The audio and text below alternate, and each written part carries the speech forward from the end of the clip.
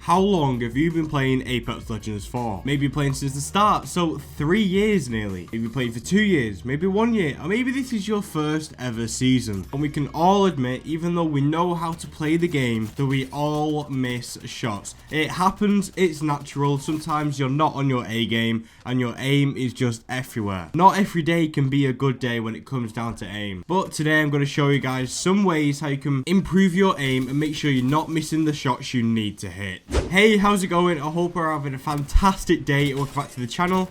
If you're new here, I'm Dominate and welcome to the channel. I post every other day to help you become an Apex Legend. So as I said, I'm going to give you guys a couple tips and advice to help you stop missing the shots you need to hit. So yeah, just a disclaimer, I am a mouse and keyboard player, but these tips will carry over into controller players too. So as you can see now, I'm in the firing range. The first thing we are going to talk about is sensitivity. There are two different types in sensitivity. You have high sense and you have low sense. I know a lot of people love to play on a high sensitivity. Maybe you're just naturally better on the high sense, but usually it's because it's the flashy way to play. It's the way people hit clips. It's how you make shooting and killing people look cool. Spinning around really fast, doing that 180, hitting a shot, going back, all of this kind of thing is all done on a high sense.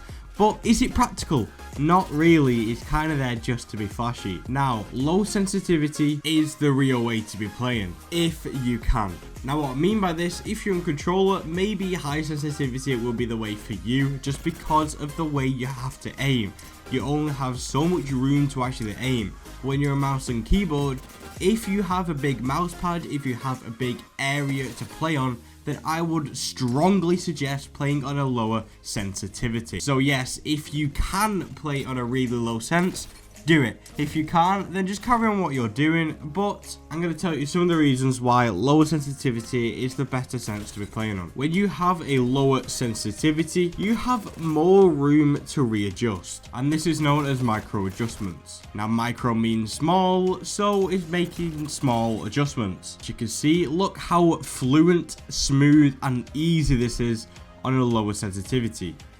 But if I move it up to a high sense, my aim is all over the place. Yes, if you're in that close quarter fight, then it shouldn't really matter. But for the medium to long, maybe sometimes even close range, making them small micro adjustments is an absolute game changer and can be done so much easier on a smaller sensitivity. So let me just go over this again. If you have a big area to work on, if you're playing on mouse and keyboard, then I would strongly suggest playing on a lower sensitivity, because you have more room to move. And I wouldn't suggest moving your wrist, I would suggest moving your whole arm. You have that advantage, you might as well use it. And once I've readjusted, I've started to do this recently, and my games have been insane. So yeah, if you can, give it a go. If you're on controller, again, slower sensitivity will help you make those micro adjustments much easier and much fluently. But again, because you have a smaller area to work with, you might want to stick to a higher sensitivity. Now when it comes to movement in Apex Legends, we all know the one movement that everyone has down, and that is the strafe. But I mean, it's been 3 years now. The strafe has obviously been around since the start of the game, and you can now really predict it. If you see someone doing a normal left to right, left to right, left to right, you may think that they're not a very experienced player, just because of how predictable it is. So when it comes down to strafing, you might want to mix it up a little bit, have a crouch, or use a strafe to use them micro adjustments. But if you see an enemy player strafing, how do you know you're going to hit your shots? 1, predict it. If you think that they're just going to move left to right, left to right, left to right, think ahead, try and predict what they're going to do. And pretty much most of the time, everyone's just going to do a normal left to right, left to right, left to right. And you would have predicted them and hit your shots.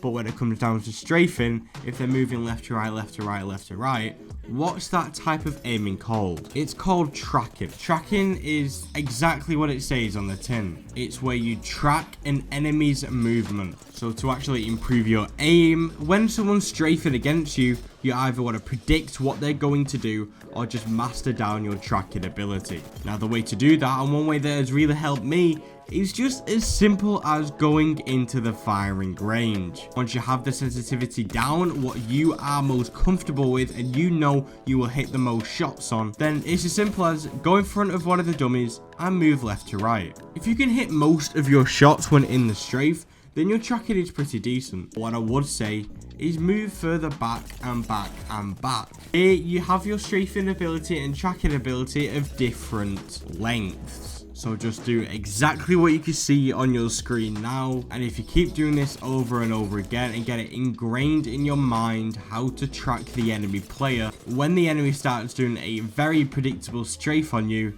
then it's game over.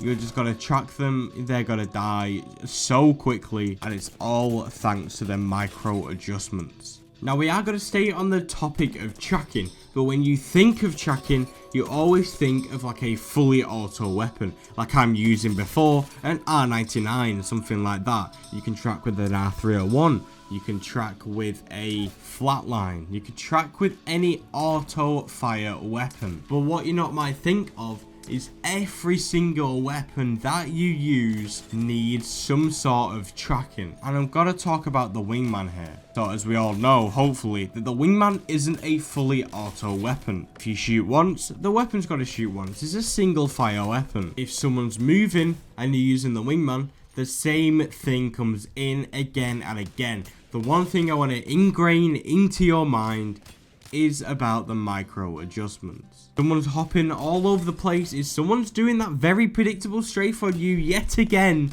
then tracking is going to come in play no matter what weapon you're using. As you can see, I'm doing the strafe thing again, but with the wingman, and it's working again and again and again. Now I work on a lower sense, I use my whole arm to aim, and I just don't really miss a shot. Yes, I know, I'm probably going to get some people saying, oh, you're not missing every single shot because you're doing it on a bot. Yes, that is true. When it comes into the game's different. Your mind is in a different place. You focus on multiple things at once. You're most likely going to miss a shot or two every now and then. But if you do what I do, then you are going to be hitting more shots than you have done before. Trust me, lower sense helps me so much more.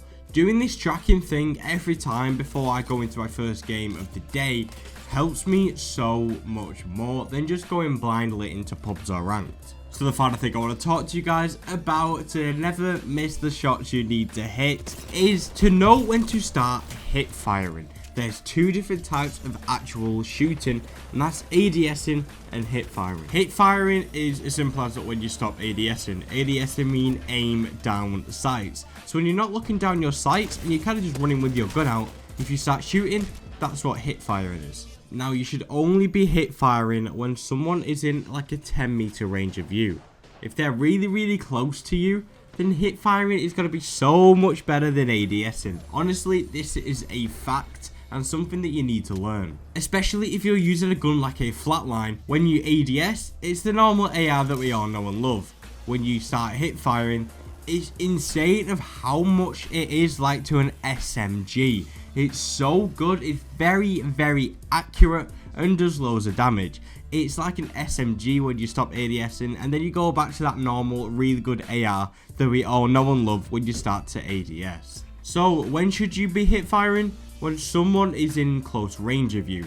Maybe if you're not running a shotgun, when you think someone's in a shotgun range of you, that's when you should be hip firing. If anyone's further than that, then ADS. You shouldn't be hip firing if someone's not in that close range of you. You're just going to be missing your shots more than you were before.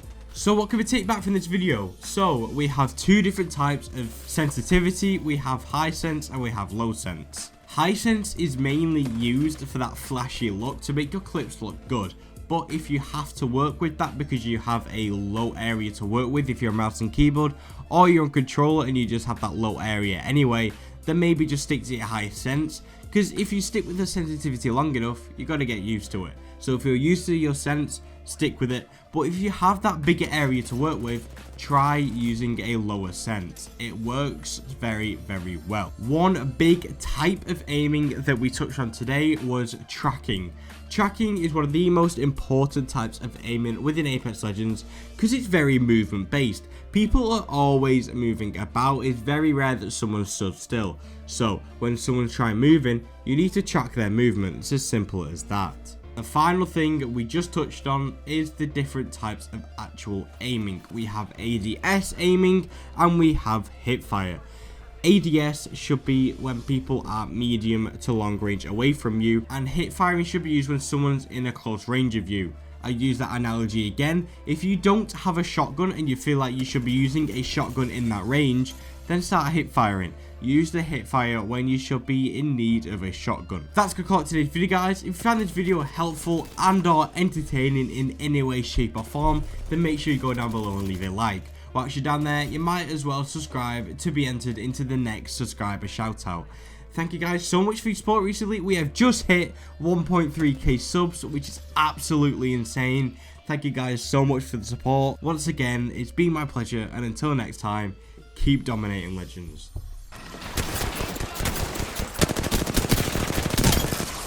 Nice. Attention. Winner decided.